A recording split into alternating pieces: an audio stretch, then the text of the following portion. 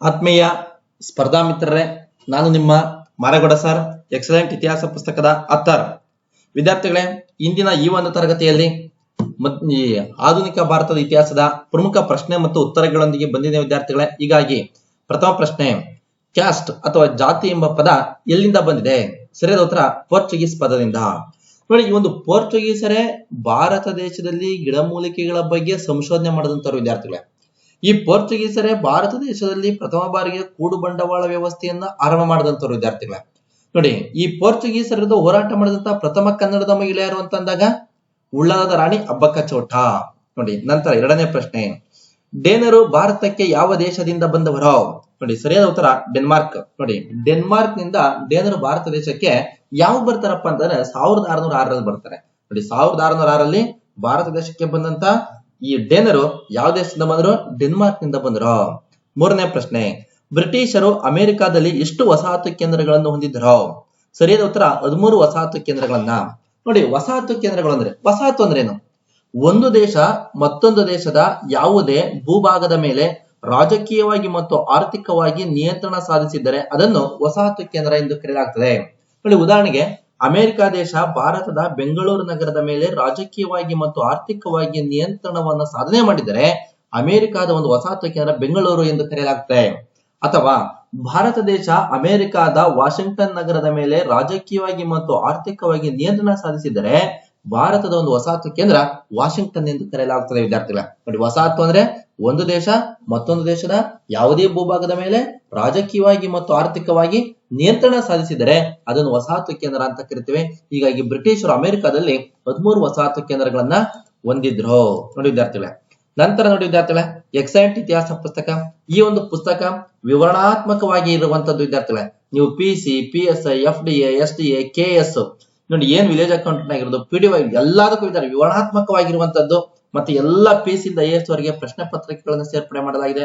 ಪ್ರಾಚೀನ, ಮಧ್ಯಕಾಲೀನ, ಆಧುನಿಕ, ಕರ್ನಾಟಕ ಇತಿಹಾಸ ಎಲ್ಲ ಇದೆ ವಿದ್ಯಾರ್ಥಿಗಳೇ. ನೀವು ಧಾರವಾಡ, ಬೆಂಗಳೂರಿಗೆ ಬುಕ್ ಸ್ಟಾಲ್ ಸಿಗ್ತೈತೆ. ಇನ್ನು ಬೇರೆ ಕಡೆ ಎಲ್ಲ ನೀವು ಆನ್ಲೈನ್ ಅಲ್ಲೇ ತಗೊಬೇಕು ಇದ್ದಾರೆ. ಎಲ್ಲ ಆನ್ಲೈನ್ ಅಲ್ಲಿ ಈ ಪುಸ್ತಕ ದೊರೆತೈತೆ ವಿದ್ಯಾರ್ಥಿಗಳೇ. ನಾಲ್ಕನೇ ಪ್ರಶ್ನೆ, ಎರಡನೇ ಕರ್ನಾಟಕ ಯುದ್ಧದ ಮುಕ್ತಾಯದ ಒಪ್ಪಂದ ಯಾವುದು? ಸರಿಯಾದ ಉತ್ತರ ಪಾಂಡಿಚೇರಿ ಒಪ್ಪಂದ 1754ರಲ್ಲಿ. ನೋಡಿ, ಮೂರನೇ ಕರ್ನಾಟಕ ಯುದ್ಧದ ಮುಕ್ತಾಯದ ಒಪ್ಪಂದ ಅಂದಾಗ ಪ್ಯಾರಿಸ್ ಒಪ್ಪಂದ 1763ರಲ್ಲಿ. ಎರಡನೇ ಕರ್ನಾಟಕ ಯುದ್ಧದ ಮುಕ್ತಾಯದ ಒಪ್ಪಂದ ಅಂದಾಗ ಪಾಂಡಿಚೇರಿ ಒಪ್ಪಂದ. ಪ್ರಥಮ ಕರ್ನಾಟಕ ಯುದ್ಧದ ಮುಕ್ತಾಯದ ಒಪ್ಪಂದ ಅಂದಾಗ ಎಕ್ಸ್ಲಾ ಚಾಪೆಲ್ ಒಪ್ಪಂದ. ನೋಡಿ, ನಂತರ ಐದನೇ ಪ್ರಶ್ನೆ, ವಾಂಡಿವಾಶ್ ಕದನವನ್ನು ಡ್ಯಾಶ್ ಎಂದು ಕರೆಯುವರು? ಸರಿಯಾದ ಉತ್ತರ ಭಾರತದ ವಾಟರ್ಲೂ ಕದನ. ಭಾರತದ ವಾಟರ್ಲೂ ಕದನ ಎಂದು ಕರೆಯುತ್ತಿದ್ರು. ಅಂದ್ರೆ ವಾಂಡಿವಾಶ್ ಕದನದ ಮತ್ತೊಂದು ಹೆಸರು. ಆರನೇ ಪ್ರಶ್ನೆ, ಬ್ರಿಟಿಷರು ಭಾರತದಲ್ಲಿ ಅಧಿಪತ್ಯ ಸಾಧಿಸಿಕೊಳ್ಳಲು ಕಾರಣವಾದ ಯುದ್ಧ ಯಾವುದು? ಸರಿಯಾದ ಉತ್ತರ ಪ್ಲಾಸಿ ಕದನ 1757 ಜೂನ್ 23ನೇ ತಾರೀಕು ನಡೀತದೆ ವಿದ್ಯಾರ್ಥಿಗಳೇ. ನೋಡಿ, ಒಂದು ಪ್ಲಾಸಿ ಕದನದಿಂದ ಆದಂತಹ ಪರಿಣಾಮ ಅಥವಾ ಫಲಿತಾಂಶ ಅಂದಾಗ ಬ್ರಿಟಿಷರು ಭಾರತದಲ್ಲಿ ಅಧಿಪತ್ಯ ಸಾಧಿಸಿಕೊಳ್ಳಲು ಸಹಕಾರಿಯಾಯಿತು. ನೋಡಿ, ಈ ಒಂದು ಸಮಯದಲ್ಲಿಯೇ ಸಿರಾಜ್ ಉದ್ದೌಲನನ್ನ ಕೊಲೆ ಮಾಡಲಾಯಿತು. ಈ ಮೀರ್ ಜಾಫರ್ನನ್ನ ಬಂಗಾಳದ ನವಾಬನನ್ನಾಗಿ ನೇಮಕ ಮಾಡಲಾಗುತ್ತದೆ ವಿದ್ಯಾರ್ಥಿಗಳೇ. ನಂತರ ಏಳನೇ ಪ್ರಶ್ನೆ, ಬ್ರಿಟಿಷ್ ಸರ್ಕಾರ ಭಾರತದಲ್ಲಿ ಪಿಟ್ಸ್ ಇಂಡಿಯಾ ಕಾಯ್ದೆಯನ್ನು ಯಾವಾಗ ಜಾರಿಗೊಳಿಸಿತು? ಸರಿಯಾದ ಉತ್ತರ 1784ರಲ್ಲಿ. ನೋಡಿ, ಇದೇ 1784ರಲ್ಲಿ ವಿಲಿಯಂ ಜೋನ್ಸ್ ಅವರು the royal Asiatic society of Bengal ಅನ್ನು ಸ್ಥಾಪನೆ ಮಾಡಿದ್ದು ವಿದ್ಯಾರ್ಥಿಗಳೇ. ನೋಡಿ, ಪಿಟ್ಸ್ ಇಂಡಿಯಾ ಕಾಯ್ದೆನು 1784. ಇದೇ 1784ರಲ್ಲಿ ವಿಲಿಯಂ ಜೋನ್ಸ್ ಅವರು the royal Asiatic society of Bengal ಅನ್ನು ಸ್ಥಾಪನೆ ಮಾಡಿದಂತವ್ರು. ನೋಡಿ, ಇದೇ 1784ರಲ್ಲಿಯೇ ಲಾರ್ಡ್ ವಾರನ್ ಹೇಸ್ಟಿಂಗ್ಸ್ ಅವರ ಕಾಲದಲ್ಲಿಯೇ ಈ ರೆವಿನ್ಯೂ ಇಲಾಖೆ ಒಂದು ಸ್ಥಾಪನೆ ಆಗ್ತೈತಿ ವಿದ್ಯಾರ್ಥಿಗಳೇ. ನೆಕ್ಸ್ಟ್ ಎಂಟನೇ ಪ್ರಶ್ನೆ, ರಾಬರ್ಟ್ ಬರ್ಡ್ ನಾಯಕತ್ವದಲ್ಲಿ ಅಲಹಾಬಾದ್ ನಲ್ಲಿ ಒಂದು ರೆವಿನ್ಯೂ ಬೋರ್ಡ್ ಅನ್ನು ಸ್ಥಾಪಿಸಿದವರು ಯಾರು? ನೋಡಿ, ಸರಿಯಾದ ಉತ್ತರ ಲಾರ್ಡ್ ವಿಲಿಯಂ ಬೆಂಟಿಂಕ್. ಈ ಲಾರ್ಡ್ ವಿಲಿಯಂ ಬೆಂಟಿಂಕ್ ಭಾರತ ದೇಶದಲ್ಲಿ ಇಂಗ್ಲಿಷ್ ಶಿಕ್ಷಣವನ್ನು ಪರಿಚಯ ಮಾಡಿದ್ದು. ಆದ್ರೆ ನಾವು ವಿಲಿಯಂ ಬೆಂಟಿಂಕ್ ಅವರನ್ನ ಭಾರತದ ಇಂಗ್ಲಿಷ್ ಶಿಕ್ಷಣದ ಪಿತಾಮಹ ಎಂದು ಕರೆಯಲಾಗುತ್ತದೆ. ನೋಡಿ, ನಂತರ ಭಾರತದ ಪ್ರಥಮ ಗವರ್ನರ್ ಜನರಲ್ ಈ ಲಾರ್ಡ್ ವಿಲಿಯಂ ಬೆಂಟಿಂಕ್ ವಿದ್ಯಾರ್ಥಿಗಳೇ. ಒಂಬತ್ತನೇ ಪ್ರಶ್ನೆ, ಲಾರ್ಡ್ ಡಾಲೌಸಿಯ ಅಧಿಕಾರಾವಧಿ ತಿಳಿಸಿ? 1848ರಿಂದ 1856. ನೋಡಿ, 1848ರಿಂದ 1856. ನೋಡಿ, ಲಾರ್ಡ್ ಡಾಲೌಸಿ ಅಧಿಕಾರಕ್ಕೆ ಬಂದಂತ ತದನಂತರವೇ ದತ್ತು ಮಕ್ಕಳಿಗೆ ಹಕ್ಕಿಲ್ಲ ಎಂಬ ನೀತಿಯನ್ನ 1848ರಲ್ಲಿ ಜಾರಿಗೊಳಿಸ್ತಾರೆ. ನೋಡಿ, 1856ರಲ್ಲಿ ವಿಧವಾ ಪುನರ್ವಿವಾಹ ಕಾಯ್ದೆಯನ್ನು ಜಾರಿಗೊಳಿಸಿದಂತವರು ಸಹ ಲಾರ್ಡ್ ಡಾಲೌಸಿನ ವಿದ್ಯಾರ್ಥಿಗಳೇ.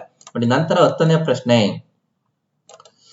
ಬ್ರಿಟಿಷರ ವಿರುದ್ಧ ಎದ್ದ ಕಬಾಲಿ ಬುಡಕಟ್ಟು ದಂಗೆಯನ್ನು ಅಡಗಿಸಿದವನು ಯಾರು? ಸರಿಯಾದ ಉತ್ತರ ಎರಡನೇ ಲಾರ್ಡ್ ಎಲ್ಗಿನ್ ಅಡಗಿಸಿದಂತವರು.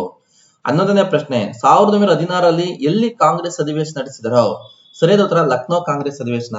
ನೋಡಿ, ಲಕ್ನೋ ಕಾಂಗ್ರೆಸ್ ಅಧಿವೇಶನದ ಅಧ್ಯಕ್ಷತೆಯನ್ನು ವಹಿಸಿಕೊಂಡಿದ್ದಂತವ್ರು ಯಾರು? ಎ.ಸಿ. ಮಜುಮ್ದಾರ್. ಇಲ್ಲಿನ ವಿಶೇಷತೆ ಏನಪ್ಪಾ ಅಂದಾಗ ಮಂದಗಾಮಿಗಳು ಮತ್ತು ತೀವ್ರವಾದಿಗಳು ಇದೇ ಲಕ್ನೋ ಕಾಂಗ್ರೆಸ್ ಅಧಿವೇಶನದಲ್ಲಿ ಒಂದಾದ್ರು. ಆಗ ನಮ್ಮ ಬಾಲಗಂಗಾಧರ ತಿಲಕರು ಸ್ವರಾಜ್ಯವೇ ನನ್ನ ಜನ್ಮಸಿದ್ಧ ಹಕ್ಕು, ಅದನ್ನು ಪಡೆದೇ ತೀರುತ್ತೆ ಎಂದು ಘೋಷಣೆ ಕೂಗಿದಂತವ್ರೆ ನಮ್ಮ ಬಾಲಗಂಗಾಧರ ತಿಲಕರು. 12ನೇ ಪ್ರಶ್ನೆ ಸ್ವತಂತ್ರ ಭಾರತದ ಪ್ರಥಮ ಭಾರತೀಯ ಗವರ್ನರ್ ಜನರಲ್ ಯಾರು? ನೋಡಿ, ಸರಿಯಾದ ಉತ್ತರ ಸಿ ರಾಜಗೋಪಾಲಾಚಾರಿ. ನೋಡಿ ವಿದ್ಯಾರ್ಥಿಗಳ, ಇದು 2 ತರ ಕ್ವಶನ್ ಆಗ್ತದೆ.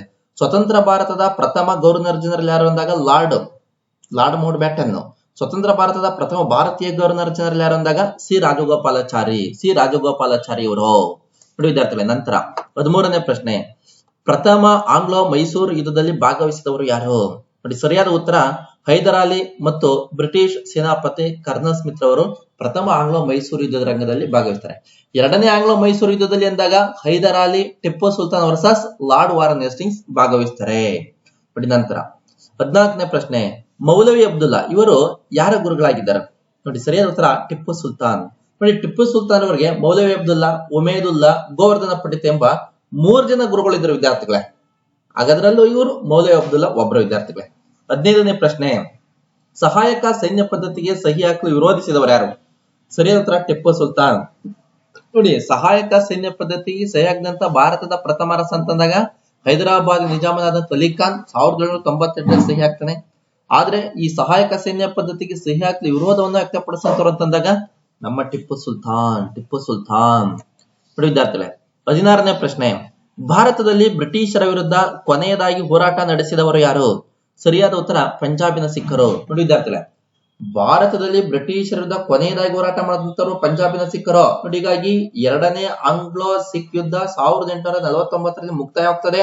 ಅಂದಿಗೆ ಇಡೀ ಅಖಂಡ ಭಾರತ ದೇಶ ಬ್ರಿಟಿಷರ ಅಧೀನಕ್ಕೆ ಒಳಪಡ್ತದೆ. ಆಗ ನಮ್ಮ ಭಾರತೀಯರಿಗೆ ಗೋಚರವಾಗ್ತದೆ ವ್ಯಾಪಾರಕ್ಕಾಗಿ ಬಂದಂತ ಬ್ರಿಟಿಷರು ಭಾರತ ದೇಶದವನ್ನ ತಮ್ಮ ಅಧೀನಕ್ಕೆ ತೆಗೆದುಕೊಂಡವರೆ, ನಾವು ಗುಲಾಮರಾಗಿದ್ದೇವೆ, ಹಾಗಾದ್ರೆ ಭಾರತ ದೇಶದಿಂದ ಬ್ರಿಟಿಷರನ್ನ ಒಡೆದೋಡಿಸಬೇಕೆಂಬ ಉದ್ದೇಶದಿಂದಲೇ 1852ರಲ್ಲಿ ಭಾರತದ ಪ್ರಥಮ ಸ್ವಾತಂತ್ರ್ಯ ಸಂಗ್ರಾಮ ನಡೆಯಲು ಕಾರಣವಾಯಿತು. 17ನೇ ಪ್ರಶ್ನೆ ಪ್ರಥಮ ಆಂಗ್ಲೋ ಸಿಖ್ ಯುದ್ಧದ ಮುಕ್ತಾಯದ ಒಪ್ಪಂದ ಯಾವುದು? ಲಾಹೋರ್ ಒಪ್ಪಂದ 1846. 18ನೇ ಪ್ರಶ್ನೆ 1852ರ ದಂಗೆಯನ್ನು ಬೆಂಜಮಿನ್ ಡಿಸ್ರೇಲಿ ಅವರು ಏನೆಂದು ಕರೆದಿದ್ದಾರೆ? ಸರಿಯಾದ ಉತ್ತರ ರಾಷ್ಟ್ರೀಯತೆಯ ಉದಯ ಅಂತ ಕರೆದಂತವರು ಬೆಂಜಮಿನ್ ಡಿಸ್ರೇಲಿ. ನೋಡಿ, ರಾಯ್ ಚೌಧರಿ ನಾಗರಿಕ ದಂಗೆ ಅಂತ ಕರೆದ್ರು. ನೋಡಿ, ರಾಯ್ ಚೌಧರಿ ನಾಗರಿಕ ದಂಗೆ ಅಂತ ಕರೆದ್ರು. ವಿ.ಡಿ. ಸಾವರ್ಕರ್ ಭಾರತದ ಪ್ರಥಮ ಸ್ವಾತಂತ್ರ್ಯ ಸಂಗ್ರಾಮ ಅಂತ ಕರೆದ್ರು. ಬ್ರಿಟಿಷ್ ಇತಿಹಾಸಕಾರ ಮಲ್ಲೋಸನ್ ಸಿಪಾಯಿ ದಂಗೆ ಅಂತ ಕರೆದ್ರು. ನೋಡಿ ವಿದ್ಯಾರ್ಥಿಗಳೇ, 19ನೇ ಪ್ರಶ್ನೆ 1858ರ ಭಾರತ ಸರ್ಕಾರ ಕಾಯ್ದೆಯನ್ನು ಡ್ಯಾಶ್ ಎಂದು ಕರೆಯುವರು? ಸರಿಯಾದ ಉತ್ತರ ವಿಕ್ಟೋರಿಯಾ ರಾಣಿಯ ಘೋಷಣಾ ಪತ್ರ ಎಂದು ಕರೆದರು. 20ನೇ ಪ್ರಶ್ನೆ ದೆಹಲಿಯಲ್ಲಿ 1852ರ ದಂಗೆಯ ನಾಯಕತ್ವ ವಹಿಸಿಕೊಂಡಿದ್ದವರು ಯಾರು? ಸರಿಯಾದ ಉತ್ತರ 2ನೇ ಬಹದ್ದೂರ್ ಶಾ. ನೋಡಿ, 2ನೇ ಬಹದ್ದೂರ್ ಶಾನನ್ನ ಸಂಪೂರ್ಣವಾಗಿ ಸೋಲಿಸಿದಂತ ಬ್ರಿಟಿಷ್ ಅಧಿಕಾರಿಗಳಾದಂತ ಹಡ್ಸನ್, ನಿಕೋಲ್ಸನ್, ವಿಲ್ಹೆಟ್ ಬಿ ಅವರು 2ನೇ ಬಹದ್ದೂರ್ ಶಾ ಮತ್ತು ಇವನ ಹೆಂಡತಿಯಾದಂತ ಜೀನತ್ ಮಗಳನ್ನ ಸೆರೆ ಹಿಡಿದು ಬರ್ಮಾದ ರಂಗೂನ್ಗೆ ಗಡೀಪಾರ ಮಾಡ್ತಾರೆ. ಅಲ್ಲಿಗೆ 1862ರಲ್ಲಿ 2ನೇ ಬಹದ್ದೂರ್ ಶಾ ಮರಣ ಹೊಂತಾನೆ ವಿದ್ಯಾರ್ಥಿಗಳೇ. ಅಂದಿಗೆ ಭಾರತದಲ್ಲಿ ಮೊಘಲರ ಇತಿಹಾಸ ಮುಕ್ತಾಯವಾಗ್ತೈತೆ. ನೋಡಿ ವಿದ್ಯಾರ್ಥಿ, ಇದಿಷ್ಟು ಸಹ ಈ ಒಂದು ಆಧುನಿಕ ಭಾರತದ ಇತಿಹಾಸದಲ್ಲಿ ನಾನು ಕ್ವಶನ್ ಕೊಟ್ಟಿದ್ದೇನೆ ವಿದ್ಯಾರ್ಥಿಗಳೇ. ಹೀಗಾಗಿ ಮತ್ತೆ ಮುಂದಿನ ತರಗತಿಯಲ್ಲಿ ಮತ್ತೊಂದು ಪ್ರಶ್ನೆ ಮತ್ತು ಉತ್ತರಗಳಿಗೆ ಬರ್ತೀನಿ ಅಂತ ಹೇಳ್ತಾ ತರಗತಿಯನ್ನು ಮುಕ್ತಾಯ ಮಾಡ್ತೀನಿ. ಶೇರ್ ಮಾಡಿ, ಲೈಕ್ ಮಾಡಿ, ಸಬ್ಸ್ಕ್ರೈಬ್ ಮಾಡಿ. ಅಷ್ಟೇ ಅಲ್ಲದೆ ವಿದ್ಯಾರ್ಥಿಗಳೇ, ಪ್ರತಿನಿತ್ಯ ರಾತ್ರಿ 9 ಗಂಟೆಗೆ ಲೈವ್ ತರಗತಿ ಇರ್ತೈತೆ ವಿದ್ಯಾರ್ಥಿಗಳೇ. ವಿಲೇಜ್ ಅಕೌಂಟೆಂಟ್ ಆಗಿರ್ಬೋದು, KS ಆಗಿರ್ಬೋದು, ನೀವು PC ಆಗಿರ್ಬೋದು, PS ಆಗಿರ್ಬೋದು, ಎಲ್ಲದಕ್ಕೂ ಸಹ ನೋಡಿ ವಿದ್ಯಾರ್ಥಿಗಳೇ, ಲೈವ್ ತರಗತಿ ರಾತ್ರಿ 9 ಗಂಟೆಗೆ ಪ್ರತಿನಿತ್ಯ ಇರ್ತದೆ. ನೀವು ನೋಡಿ, ನಿಮ್ಮ ಸ್ನೇಹಿತರಿಗೆ ಹೇಳಿ, ಯಾರಿಗೊಬ್ಬರಿಗೆ ಅನುಕೂಲ ಆಗಲಿ ಅಂತ ಹೇಳ್ತಾ ತರಗತಿಯನ್ನು ಮುಕ್ತಾಯ ಮಾಡ್ತೇನೆ. Thank you.